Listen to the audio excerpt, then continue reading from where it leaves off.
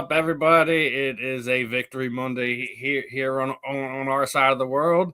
Uh, another fun episode that we got lined up for you here on the JNS Philadelphia Sports Stop. I'm your host, as always, Stephen Rychel, and my partner in crime for these Monday nights is Mr. Justin Fiorillio. Justin, how are we feeling today, my friend? A win's a win, right? Because, hey, it was a win, and I'm feeling pretty good about that. And I think it's really, really encouraging to see that one of the greatest defensive units that not only the Philadelphia Eagles have ever had, but probably like the freaking NFL. This defense is so elite. But certainly, there's a lot to talk about, a lot of positives. Unfortunately, there's a couple negatives, but we'll get into it. And I think I feel the most right now, Steve, encouraged that they're winning football games. But I'm still very curious how this team's going to do in the postseason. Listen, man, all right, a lot to digest. We're gonna try to get to as much of it as we can. Oh, yeah. But I mean, listen, I think you made a post. You had one of these graphics in this. If you're a Philadelphia Eagles fan, this was pretty much how we felt yesterday. Oh, yeah. It was just up and down and all over. It's over. We're back. Like, bro, what's going on? It's over. And then it was one of the most heart attack waiting to happen. Really, I mean, it was so. And the games always are like that, right? I mean, they always are. Yeah, But listen, when you're playing an elite team on the road in the conditions, you don't expect 80 points between two teams to be dropped. You don't. You don't. And you typically, when you have elite teams like that, that's not typically the type of games you see. When you have it, it's typically defenses wind up stepping up, and they're the ones that kind of take the game over. So it's one of these things, man, where you can look at it a bunch of different ways. But I'm gonna go. My headline of this one was we're talking about this Eagles defense absolutely smothering the Buffalo Bills offense. Had Josh Allen looking like a pedestrian trying to cross a highway, man. Yep. And coming into the game, they were the number one overall rushing attack in the NFL. Yep. We go up there to Buffalo and we hold them to 12 points. You can sit there and we'll get to the offense, as we get there. But when you completely shut down the reigning MVP, and he's banged up. You have a game where Jalen Hunt has a bunch of sacks. You have Breadman finally getting back in the sack column, a block extra point. Listen, and turned out to be a big blocked extra point, right? Because without that, that's how it works out. It's always funny how that works. He must have been hearing that smack I was talking about last week, man. Because he's like, oh yeah, watch me block this and watch me get a sack that looks, completely eats up. The funny thing is, when you put content out, you actually never know when the players, because they're just like humans, they're all on their phone too. You never know if they actually do hear shit like that, right? So it's funny. Funny you said that. But he did step up, though, bro. He did. I'll take it on the chin. I was talking a lot of smack, especially because he missed. Yeah. He hasn't showed up in a lot of these games. Suspended a game. Missed 3-4 games due to injury. And you had him get in over Jordan Davis in the Pro Bowl, and I'm like, how does that happen, right? Yeah. But Jalen Carter is one of the premier defensive tackles in the NFL. I know Quinion Williams up there, and you got Dex down there in New York. You have a lot of top flight defensive tackles in the NFL, but apparently Brandon Graham now too, right?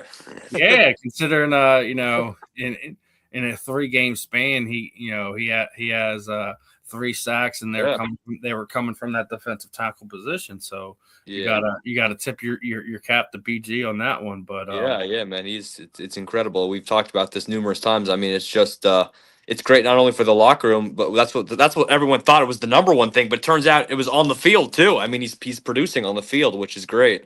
Yeah. So, yeah. So, and let's talk about that defense for a second. I want to pull this one. Oh, yeah.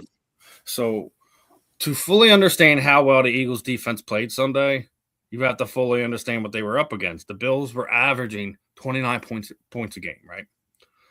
They scored a season 12.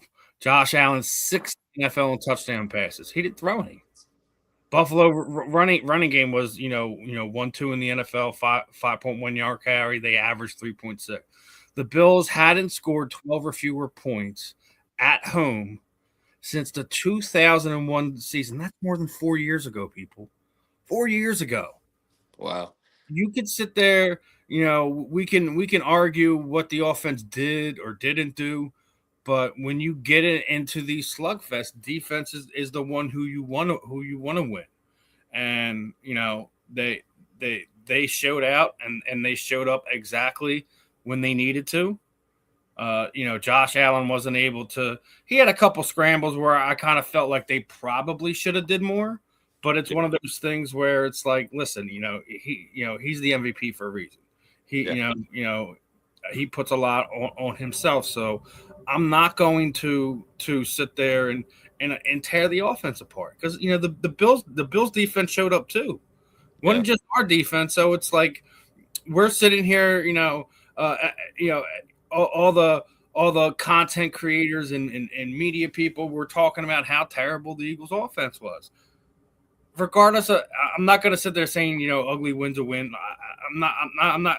We will get to the offense. I promise you. But, let's give the defense their flowers, man. They've been playing lights out this year. Here in Philadelphia, like there's two defenses that we talk about in the city. The 91 Eagles, all right? Yep. And we talk about the 04 Eagles. Yep. Right? Yep. Yeah. Now, meanwhile, we've had two different teams win Super Bowls, and we don't talk about those defenses, right? Yeah, there's a lot of the star power, and I mean, hey, look, they had great defensive players and amazing defenses, but you're right, a lot of the attention did go to the offense in those Super Bowls. I think, Steve, this year could be different. I've talked about it many times on my page and shows and stuff and whatnot. This defense is like historically good. They need a nickname. They seem to have like just unbelievable star power at every position. Literally, and it's crazy. They're just shutting everybody down. Everybody's supposed to beat the Eagles until it's time to play the Eagles, and then the Eagles end up, usually winning. But it's just listen. As terrible as the performance of that Chargers game, we were in overtime. We were within 2 points of it. Like, we can have that argument when we get there. I mean, 5 turnovers. We didn't deserve to win that game, to be honest. But the only game I really say, like, they probably probably should circle that one as a look in the mirror is obviously the Black Friday Bears game in the first game against the Giants. Yeah, I was at that Black Friday game, dude. That was so worst experience of any game I've been to this year. It's terrible. A lot of times you need that game. You need those games as especially being a defending Super Bowl champs, right. where you have it, and then you even look at we're looking where the Bears are right now. Like, listen, we're hoping that the Lions beat them next week because hey, we didn't sit anybody because that was one of the things we talked about last week. Yeah, we're a win against the Commanders and another Bears loss against Detroit to potentially still wind up at the 2 seed. Yeah, I think that's it's crazy how that works. You just never know. And I guess we'll get into it or maybe touch on it. Is like, will they start the players? Are they going to start the players?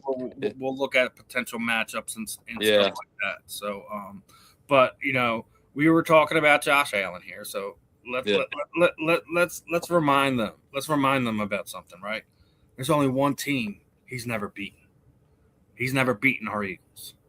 Josh Allen is an amazing talent in this league. He's the league MVP, but he's seen us I think twice. I think it's only twice, and we've beaten him both times. We beat him here in Philadelphia.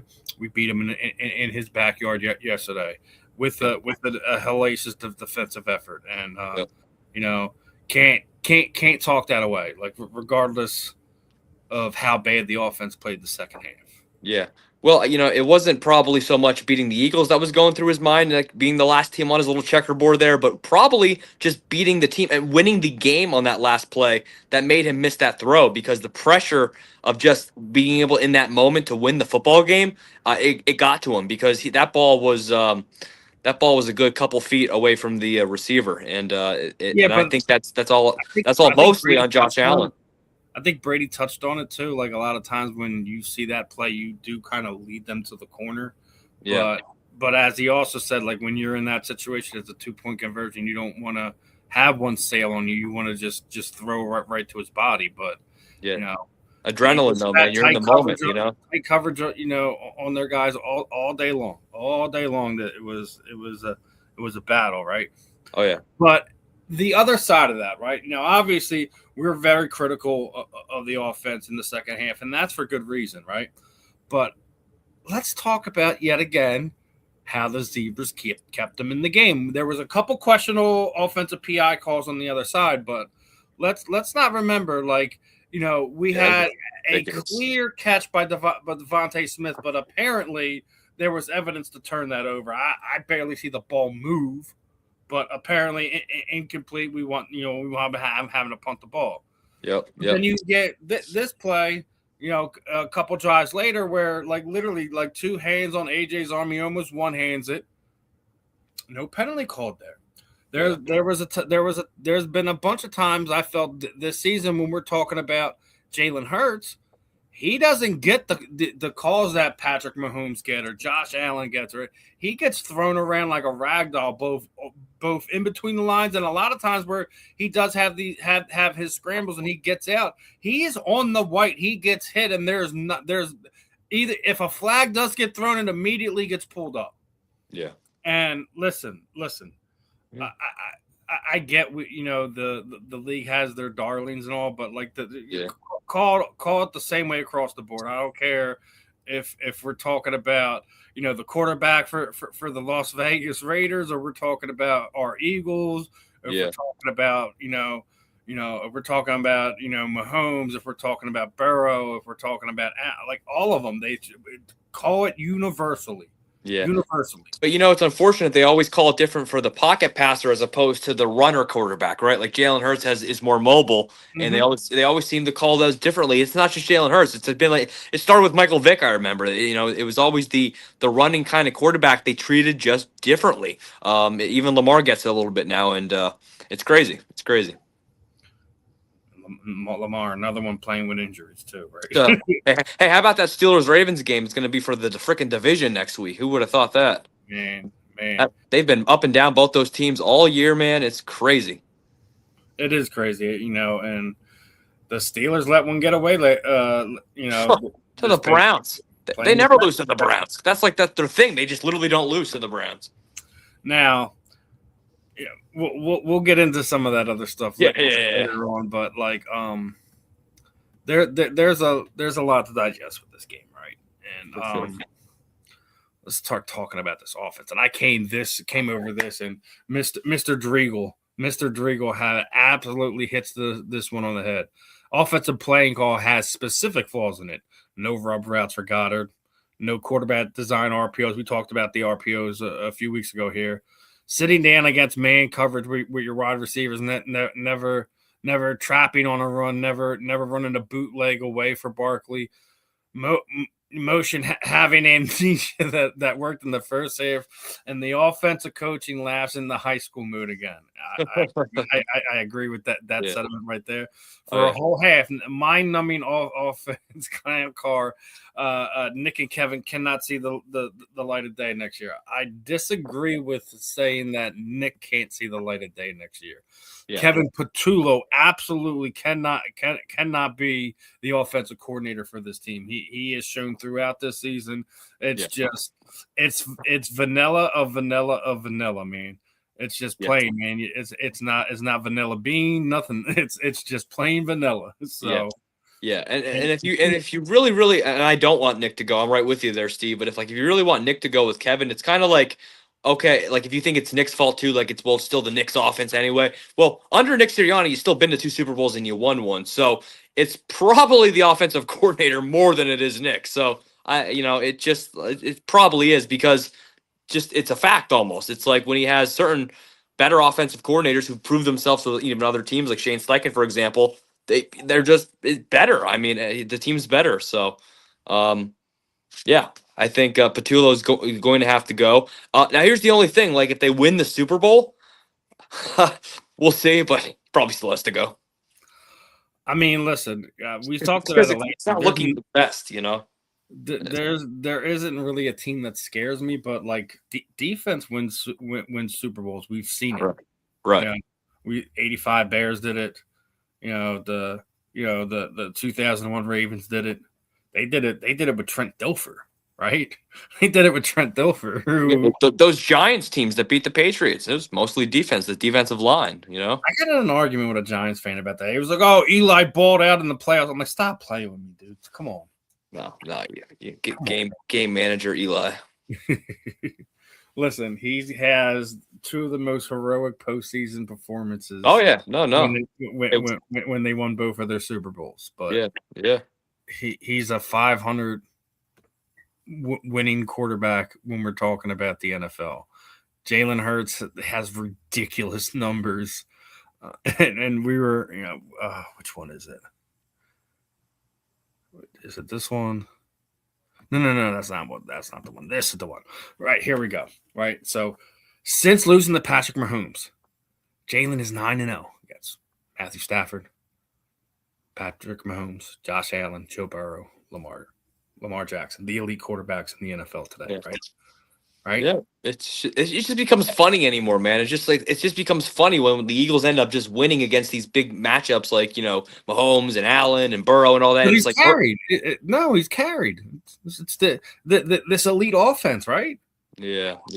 Well, apparently, right? According to the haters. This year, I can sit there and say, like, we have an elite defense this year. We do. I mean, like, the numbers are starting to show it. But, I mean, all that guy does is win, man. All he does is win. I know. He wins against the best. He doesn't, he does. Every quarterback is up and down, and sometimes you get beat by the not just the the scheme that you're playing against. It's just it's not your day. Your decision making isn't on point. Your reads aren't on point. It happens, but.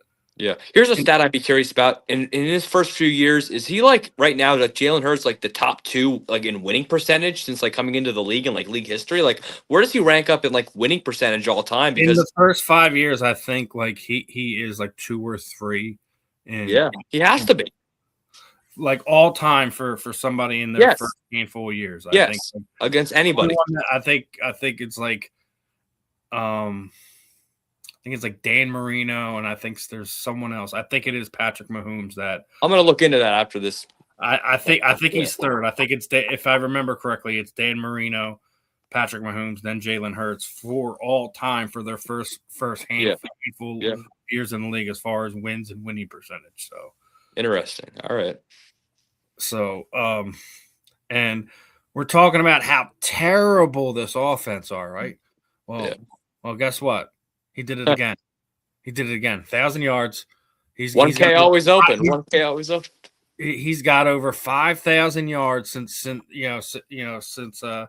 coming into the league. AJ, and guess what? And guess what? Devontae Smith only needs 69 yards against the Commanders in order for him to have his 1,000 yards as well. So again, that's going to be tough. That's kind of tough to get though. But as terrible as Jalen Hurts has been, he might have 2,000-yard receivers and a tight end. We talked about it last week, right? He tied the record. He broke the record last night, right? Yeah. As he's got 11 career 11 touchdowns this season, breaking the former record that I think was set in like 1965, Pete Retzlaff. So I know we couldn't believe it wasn't Zach Ertz or Brent Selleck. I was like the most there was 8, and it was Brent Selleck had the most with 8. Prior prior to I just really thought like that 2019 like Wentz to Earth season. Earth might have had it one of those years. Like I don't know. I think that's why he's got like the catches in the yards, but I just think a lot of times like when he got down there, like he. True. Yeah, I mean, my most memorable touchdown for Zach Ertz is the go ahead score in the Super Bowl. So. Oh, the one that just tapped at the end zone there. Yeah. Yeah. Reaches across. Great play. Great play. Yeah. Mm-hmm. Now, before we get into some of this other stuff, obviously, Christmas just passed and stuff like this. Yeah. And this fan makes this post, so I'm gonna show it for you in a second, and then I want to know what was the worst sports related present that you have ever gotten from one of your family members. I'm gonna show this one because this fan. Oh God. Wait, is that from a while ago, or is this like somebody just got this past Christmas? Someone just got this. in comments was like, bro, my aunt can't be serious right now. Getting him a Jalen Reagor jersey. Look, man, first thing you got to do is you got to go get some tape and some markers and make that into a meme jersey, right? Whatever you want for the name and the lettering, and then go to the link with like a meme jersey or something. Like Dallas sucks on it. Here's the thing. I don't know, whatever. If you go to some of these sports shops, I think it's like $30 to $40. You can get the nameplate changed out. Pay that $30 to $40, my guy. Yeah, don't use the tape. Get you're gonna get heckled by your own fan base if you wear a Jalen Reagor Eagles jersey. Man, you might as well go back, turn that to like Dante Stallworth or something like that, or Jeremy Maclin. Like any other person that wore the number 18, you could probably get away, but not Jalen Reagor, man. So Dorial Green Beckham wore 18. My worst one was from an ex-girlfriend. She thought it was a good idea to give me an Eli Manning jersey one year for. Oh wow! I mean, this was like, when we the post Chip Kelly years and stuff like that. I don't know what made her thought it was a good idea to do that, but that was just like a joke. Reagor's bad, but I don't know. Eli Manning could have been just as worse. Well, it had to be a joke. I mean, she had to know you're a diehard Eagles fan. It's only tattooed on my arm, dude. Damn, dude. Well, hey, I mean, talk about a crazy prank or joke gift if that's what it was. I mean, giving you an Eli Manning's jersey. I made her go back. I'm like, if you're gonna get me a different jersey that is not a Philadelphia, I'm like, let's keep it like Pittsburgh Steelers. So she got me a Roethlisberger jersey. We traded it back immediately. Well, it's not so. It's kind of. I have a similar kind of story. It's not so much like that per se because I actually have to think about it. I don't want to take too much time to think about it, but I do know the first thing that popped to my mind was a Christmas party where my mom actually. It was around Christmas time, and the Packers were playing, and I guess the Eagles were playing as well around the same week or same time or whatever. And she doesn't really know football that well, and she got cookies that were Packer cookies, and she's like, I got your Eagle cookies, and they were the little green Packer logo ones, and I was like, whatever, man. I still ate. What's this? Yeah, I still ate the cookies. There's dog treats. I give it to the dog. Yeah, I'm like, what? Yeah, put it right down the toilet. But I mean, whatever. Hey. Those cookies weren't half bad. I had a few of them. just the wrong logo at the Christmas party, but whatever. We all had to bring cookies, I guess. And I'm like, bring the Eagle ones, and she brought freaking Packer ones. I'm like, gotta be serious. Yeah. Oh man. So speaking of Christmas presents, I came across this. I don't know if it's true or not. I absolutely hope it's true. So I heard AJ Brown was feeling festive and decided he reportedly gave some Philadelphia sports media empty boxes to show how many what he gives. Now, is this a meme or is this like actually kind of a real report, like where he did it is kind of like it was a meme, but it wasn't one of those garbage accounts, the one that tells us like twice a week that somebody's died and stuff. Is it sad that I totally thought it could be real? Like I really thought it was real. Like it's something that could be real nowadays, man. It could be. Listen, 100%. I could see AJ doing that. 100%. Yeah. Honestly, I could see them, like especially the WIP guys. I could definitely see AJ 100%. Sending them empty boxes. That's why I had to ask. I genuinely didn't know if that was like a meme or a real report. I think if you ask me, I'm leaning on the meme side. But if that is real, AJ. Bravo. Well, I'll tell you this much: his real thoughts, like in his head, are probably totally like f those guys. You know what I mean? Like the WIP and all that. You know, all those fucking the guys that are just and that brings me to my next point. So when we first heard that they were doing this NFC East hard knock stuff, I wasn't for it. But do you want to know what I find funny since that started airing, right? It's interesting how all those Eagle drama articles stopped coming out, right? Since Hard Knock started. It's real. David's spot on right here. You ain't hear any of those articles coming out no more. That there's dissension in the locker room. You know, people are pointing fingers. There's a problem with Jalen and AJ. There's all this stuff going. That's all ended. You haven't heard a peep out of it. Dave's spot on with that, man. Because we haven't seen any of those reports. Because you can just. I wonder why that is. Is just because they're like showing it out in the open more, and it's like, well, wow. Listen, people don't like to get called out, and they BS, man. Yeah.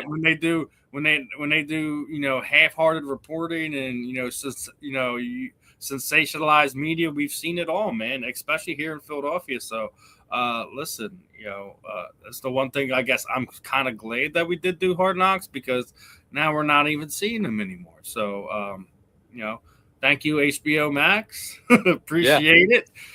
Appreciate it. Yeah. And you know what's crazy about those guys? I can't imagine how many clips they have that they can't release to the public. You know what I mean? Like just stuff like conversations and stuff that they see that it's like there's probably some just some editor, some guy just working a 9-to-5 job at home who's like, holy shit! You won't believe what I just saw Saquon Barkley say to Jalen Hurts today, and I can't say one of the clips that came out from just the scrums after practice was great. Was someone had to ask Saquon about Sirianni, and basically he's like, listen, when I was in New York, I hated that mofo. Yeah, I heard that. Yeah, and then like you just see, how he's been since he's been here. I guess his relationship with Nick since he's been here, and I'm pretty sure that hate melted away like the freezing rain and ice has done here in Philadelphia over the last few days. So yeah. It's one of those things that sometimes having the extra cameras and microphones around are worth it, and sometimes when you do want some privacy, you do want to keep some stuff in house. Yeah. But one of the things I noticed, when watching some of the Hard Knocks, was one of the graphics he put up a few weeks ago was just, I think is another reason why we're going to see this offense be conservative in situations where they have the lead, is because the turnover fact, man, like they're 42 in 2 or 10 or something like that when they win the turnover battle. Yep. It's insanity. And when you win that and you win that consistently, this is why, Nick is, one of the head I think one of 3 head coaches that, have, X amount of wins in their first 5 seasons with being with a team. So, he's like the most winningest coach of like ever. Also, literally, but also like the most winningest coach that wants to get fired by his own fan base half the time. You know what I mean? It's crazy. The story of Nick Sirianni is just kind of like everyone wonders what he does, man. Like those guys in that locker room believe in him. Like who cares what he does? They play for him. Fletcher Cox was after the meltdown 2 years ago, right? And they were just like asking him these silly questions. And look. Fletch had this look on his face like he wanted to just pick up this reporter and throw him across the room. Because it's like, listen, like what does Nick do? I think he does a lot, man. Like he may not be, the guru that somebody like John Gruden is. Everyone talks about how great he was. Well, won one Super Bowl, right? Yeah. Can't be that great of a guru. I love John Gruden. He's he was here for the Ray Rhodes era. Yeah. He has some Eagles ties. Yeah, you're right. I think, but whatever it is, the players play for him. They play for Coach Sirianni. They believe in him. And and maybe maybe his X's and O's are underrated. Maybe we don't give him enough credit. He takes a lot of heat, not only for the players but for the coaches.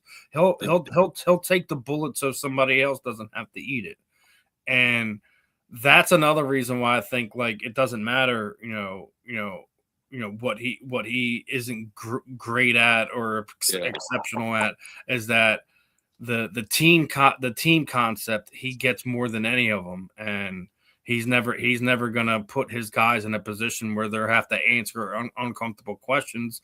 Yeah. Well, coach said this about you. Coach said this. Oh, coach blamed you for this.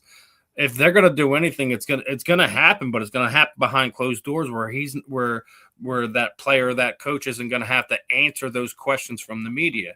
And I think you can't put a dollar amount on that. You can't talk that stuff away. The team aspect is what he gets the most, and I think they may not be the best prepared because they do have mental mistakes and stuff like that, but he always walks these guys through some things. So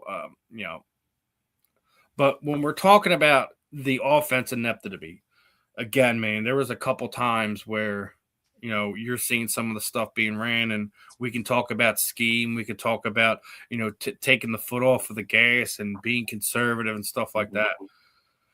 Man, the offensive line needs to get it the freak together. Like, we were talking about, last week talking about resting guys. Listen, your boy Seth Jordan has said it right, man. He's like, I don't care what it is that how many snaps they got to take Sunday. They have to take every single one of them because they need to figure this thing out right now. So that 90% of the time when there's a negative play, it's because somebody's missed an assignment and there's some defensive lineman, linebacker, whatever, hitting Saquon in the backfield a half a step after Jalen's put the ball in his chest. Yep.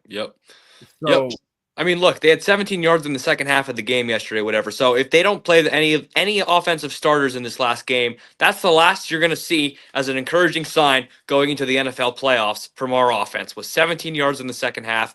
I'm a little bit torn because I think they should. I don't want anybody getting hurt. They need to get rested up. We want them fully ready to go. This team is a little banged up here and there, but the thing is, the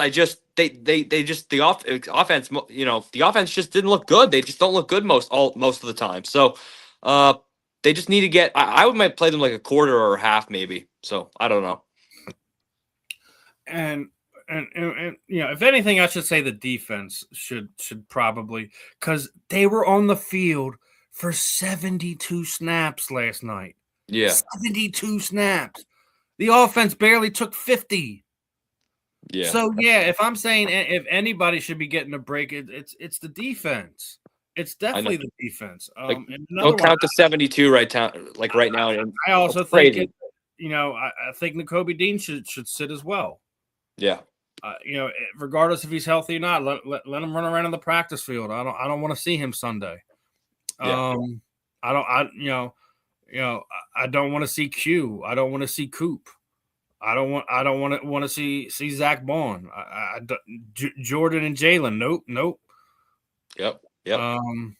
Jalen Phillips, he got a little banged up yesterday. Don't want to see him either. But one thing I do want to mention, and again, another graphic I came through and absolutely rings a bell. You know whose name we haven't really heard in a negative light since he took over a starter role? Is Mr. Epps. Like since Marcus Epps has been elevated from the practice squad, been in the safety position after Sidney Brown had that absolutely terrible game in Dallas. We didn't really heard anything from him. Him and Reed Blankenship been holding it down on the back end, and true enough, yeah, we got to give him some props. Very underrated, unsung hero, of this defense. The last, recently here since the Sidney Brown decision and all that. But yeah, Epps is definitely playing pretty solid. For the most part, I think he's it's definitely, we got to give him his flowers. Yeah, we definitely do, and he definitely deserves to be given said flowers. So hats off, because Mukumba had some rough starts at the beginning, but being a rookie in this league again in Vic Fangio's defense, and Yeah. basically only having less than a handful of bad games early on in the season, and really didn't hear much like coverage wise Makumba stuff. I mean, obviously, Cook's cooking us for 2 bombs yesterday. Didn't really sit well with me, but looked like one of them was just one of those things where Coop released, let him go, and then either Epps or Reed didn't get there in time, and Josh made us pay for it. But for the most part, like, we haven't heard anything negative, at least from Marcus Epps in the last handful of games. So got to give him his props. I mean, obviously, 2 of those games are against the Commanders and the Raiders, so you take that with a grain of salt. But like even yesterday, like he wasn't just consistently getting torn down. Like I already said, like there was a couple plays that felt like one of them that the Bills knew the ball hit the ground, and that one 50-50 ball over Q, I think it hit the ground, and that's why they quick got it to the line and got a playoff before we could even really look at it to see if there was something to replay there. So yeah, good. I'm proud of what we did yesterday.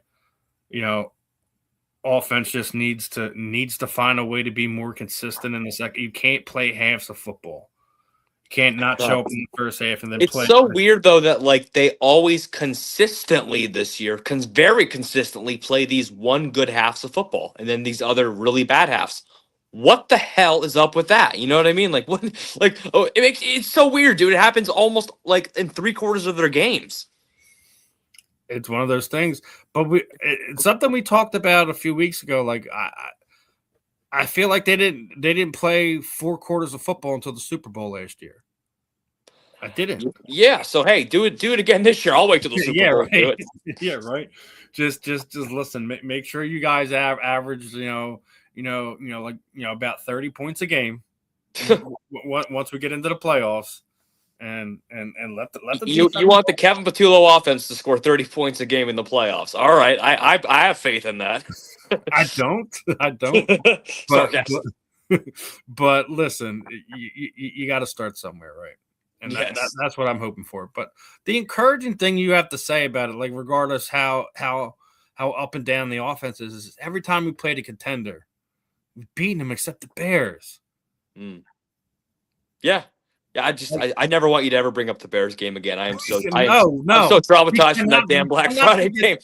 I'm sure. I'm sure Nick Sirianni and Vic Fangio will not let them forget that Bears game.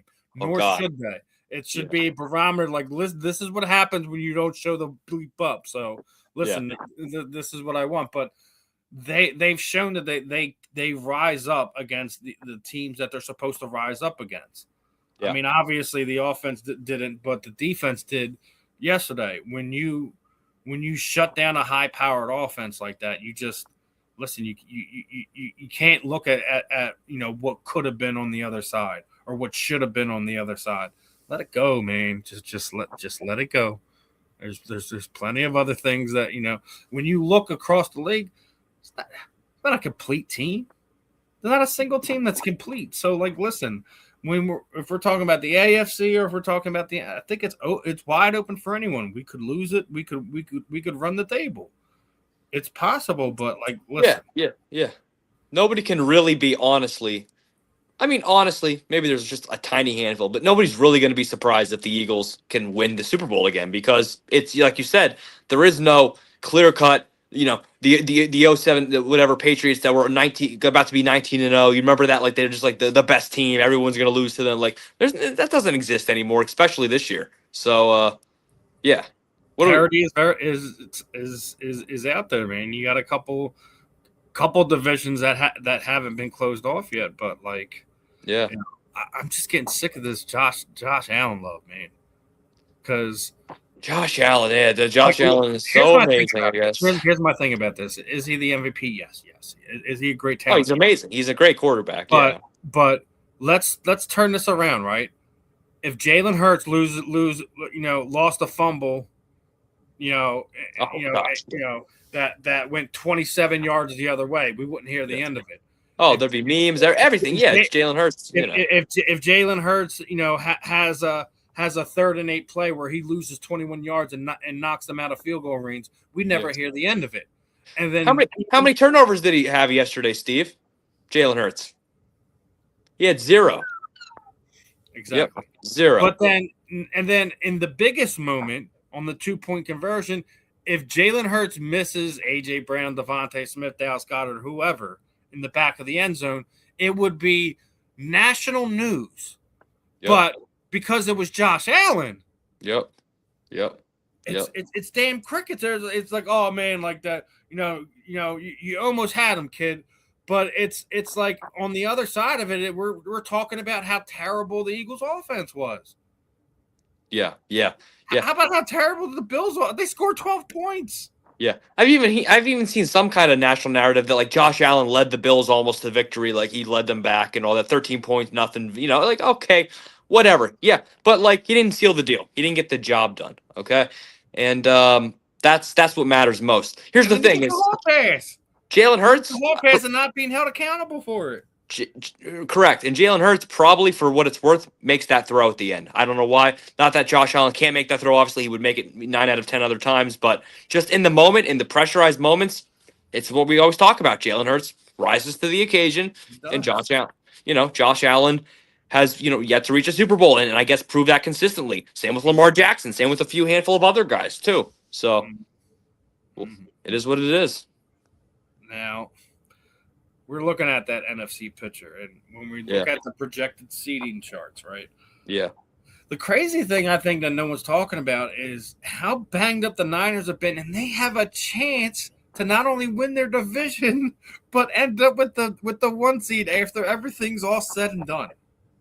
I've been saying they're just going under the radar. They're very underrated. The Niners are somebody that I don't want. I mean, I don't care who we face, and we're going to beat, I believe, anybody. But I don't want to see the Niners out really because I think they could pose some issues. 1 seed, I don't want to see them. If they're coming here, I'll see them here all day long. I almost want Seattle to win just because of it. But here's the crazy thing, right? Here's the crazy thing. If they win it, if they happen to beat the Seahawks next week, they have home field advantage in every game here on out would be at their stadium, including the Super Bowl. That's almost unheard of. It actually is. I guess it is. But, whoever would have that opportunity, right? What the hell? And then the other side of it is we need Detroit to spoil the Bears party if we want to wind up with the 2 seed. Obviously, we still have to take care of our business, but we're both playing at the same time this week. So after that Christmas game, I can't trust Detroit. Listen, there's some prideful people down there in Detroit. I guarantee you, anything that spoil what the Chicago Bears are doing would not surprise me. And to be honest, I can't trust the damn Bears either. Nobody really can until they prove it. I think the biggest surprise is when I'm looking at all these graphics and potential things. Obviously, the Green Bay Packers are the 7th seed. So if we wind up being the 2 seed, that's probably who will play. The interesting thing is if we wind up with that 3 seed, it'll probably be the Rams, right? Yep. So, but the craziest thing about this is that the Carolina Panthers, if they beat the Tampa Bay Buccaneers, are going to be the divisional winner and going to be in the playoffs this year. Like, it just feels odd a little bit. Like either just kind of like the Carolina Panthers won the division and they're going to have a home playoff game. It's like, oh, nobody really saw that. Yeah, right. Crazy parity in the NFL. Those are the type of teams that win 1 or 2 playoff games out of nowhere. You just like they have nothing to lose. Yeah. It's you're like the Jaguars that 1 year, the year we won our Super Bowl, the first Super Bowl. Playing with house money, man. Yeah, like portals. So let's switch gears here and talk a little baseball, right? Yeah.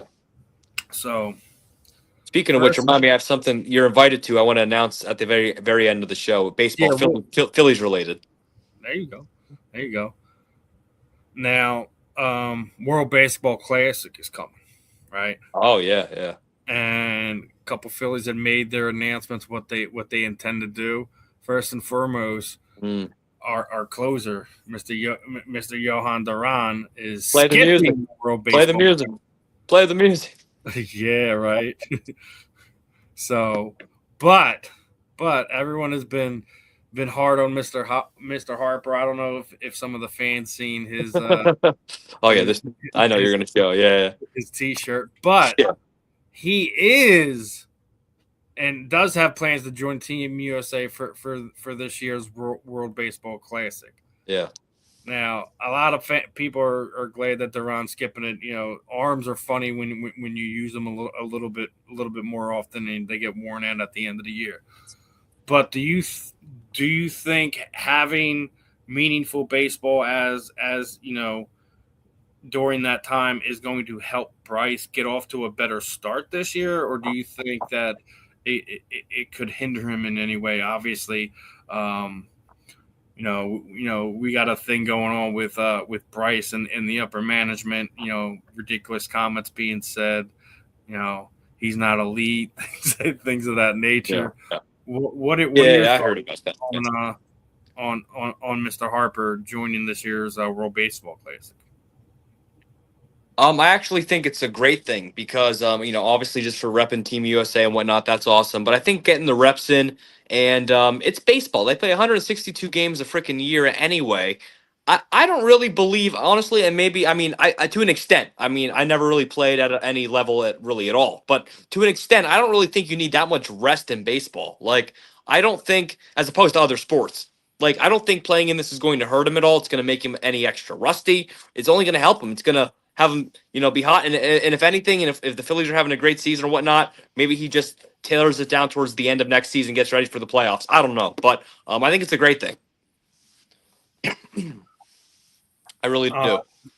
I'm 50-50 on this because last time he was in the Baseball Classic, came out in the beginning of the year and was very flat, then wound up getting injured, then wound up tearing it up towards the end of the season. So I'm kind of torn with it. He's a grown man. He knows his body better than anyone. So I'm not gonna beat him up over it. But buddy, you don't ball out this year. You're gonna remember the ugly side of what this Philadelphia fan base could potentially be. So. Yeah, hey, that 13 years is a 13-year contract, man. You better figure this shit out. I think he's still got another 6 years left. So I mean, more power to him if this is the route he's going. Now, we've been talking about potential moves and things of that nature that could be done. And I told you that they're going to try to unload some of these contracts, and it's for a good reason because when you look at it, that we're fifth already right now. If everything stays the way it is. $56 million in luxury tax penalties as we're sitting here right now.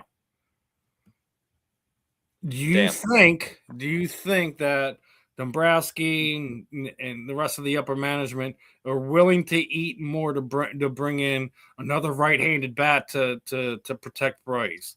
Another pitcher that where you don't have to rely on one of these young arms to replace a Ranger Suarez. You still have not resigned JT Realmuto, and apparently he hasn't responded to any of the management's reaching out to him. So a little bit concerned about what the current roster could look like.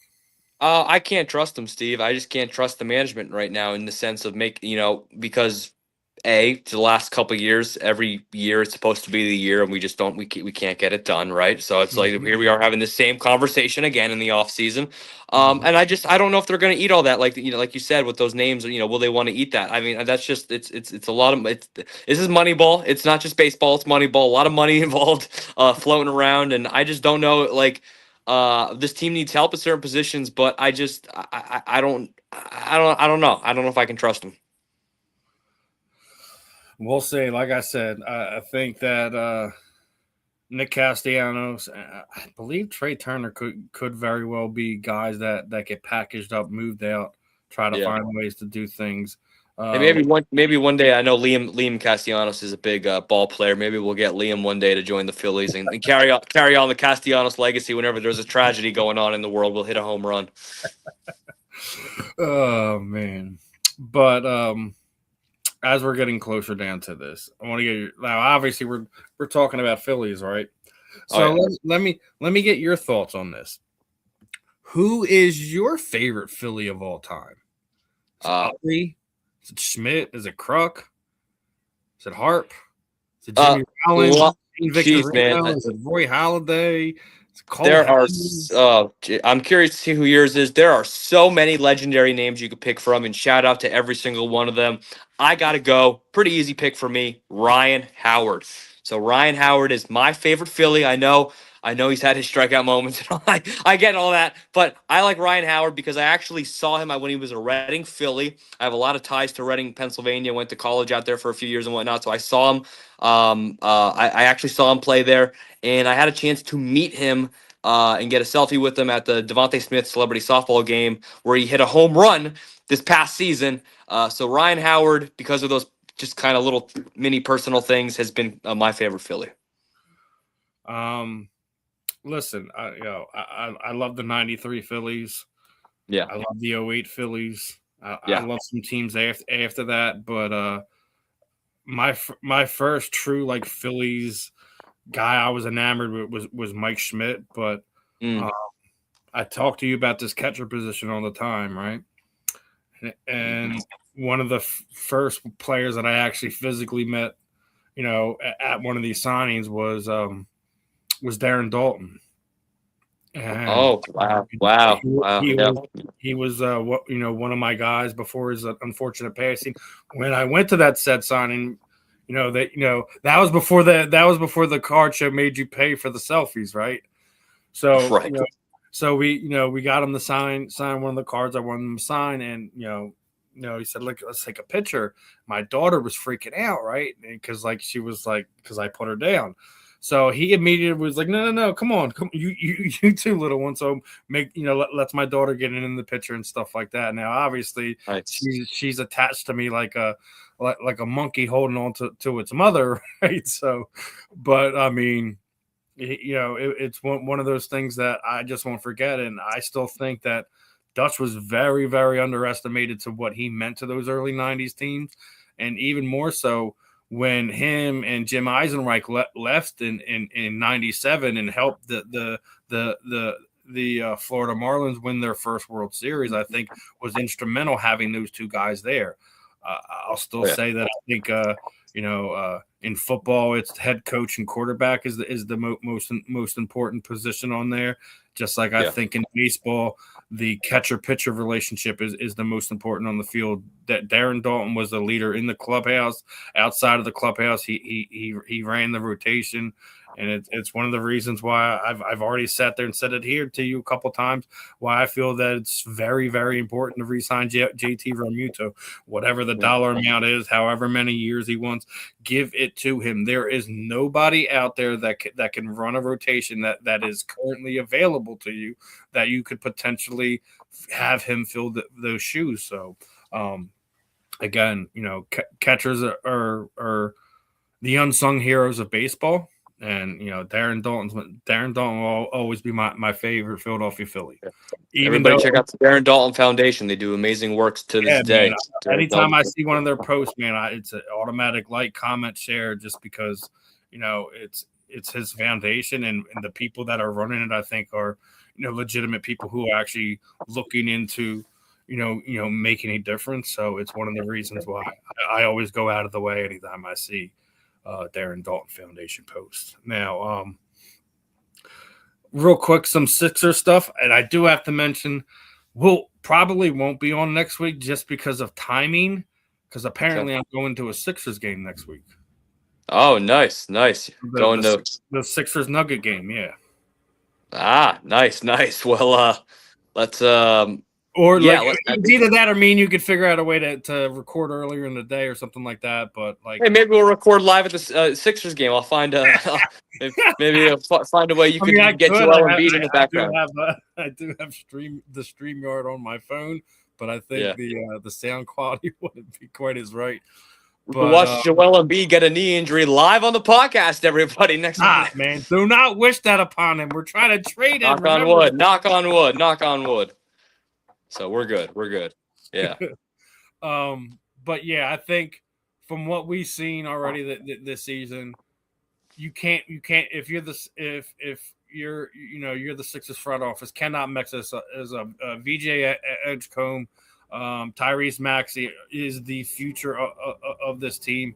Anything else is I think a movable piece, and you need to figure it out now to find a third person to put it into it. You trade Paul, you package up Paul George and Joel Embiid and somebody else, a pick package. Find them a third person that works well with this, because it's clear, because we've seen it, when they put Joe on the floor, it just, the spacing doesn't work, the flow doesn't work. I've already said it. Like, listen, immeasurably grateful for what Joel Embiid has meant to this team for over the past 10 years. I'll never take that away from Joe, but you gotta wonder what he has left to give to this city, to this team. And I've already said it, that if you could find a package that works, that you get somebody back that can contribute to the young core that you're putting together here, I think you have to pull the trigger. I've said it a million times. This is it. This is it. I am fed up, man. This is it. I mean, this season. They either win it this year with him, or they don't, and he's gone. I mean, that I'm so serious, man. Like, I've given I'm not one of those even trade him this year before the trade deadline. I'm not one of those guys. I'm actually wait till the end of the season, but he gotta make the Eastern Conference Finals or make the freaking finals this season, or he's gone. He's out of here. I don't disagree with you, and I'm more than likely going to be wearing a Joel Embiid jersey when I'm down there on the 5th, right?